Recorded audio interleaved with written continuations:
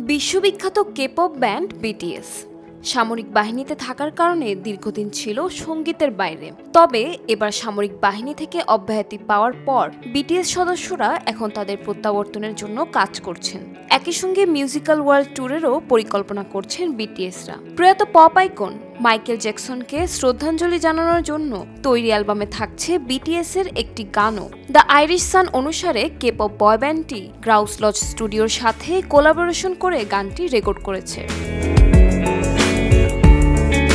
এই শ্রদ্ধাঞ্জলি অ্যালবামের গানগুলো মূলত মাইকেল জ্যাকসনের 2006 সালে আয়ারল্যান্ডের গ্রাউস লজে থাকাকালীন তার জন্য লেখা হয়েছিল, কিন্তু অ্যালবামটির গানগুলো কখনো আলোর মুখ দেখেনি। যাই হোক, রেকর্ডিংগুলো সংরক্ষণ করা হয়েছিল এবং এখন স্টুডিওটির কর্ণধার প্যাডি ডানিং গানগুলোতে কণ্ঠ দেওয়ার জন্য শিল্পীদের সাইন আপ করেছেন।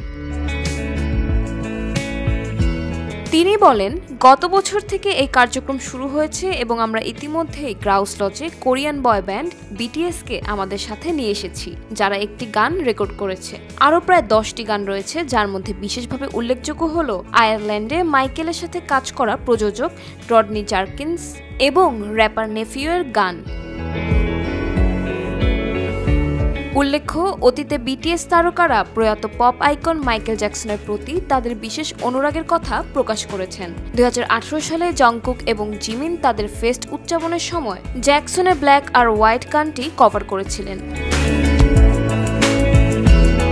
কয়েক বছর আগে জ্যাকসনের ছেলে প্রিন্স জ্যাকসনও বিটিএস এর প্রতি তার ভালো লাগার কথা স্বীকার করে বলেছিলেন, তাদের পারফরমেন্স দেখা খুবই আকর্ষণীয় এবং আমি আমার বাবার ঝলক তাদের মধ্যে দেখতে পাই। এই ধরনের পরিবেশনা সত্যি দুর্দান্ত, আর তারা যেভাবে আমার বাবার প্রতি সম্মান এবং উত্তরাধিকার হিসেবে নিজেদের উপস্থাপন করেন, এটি অনবদ্য।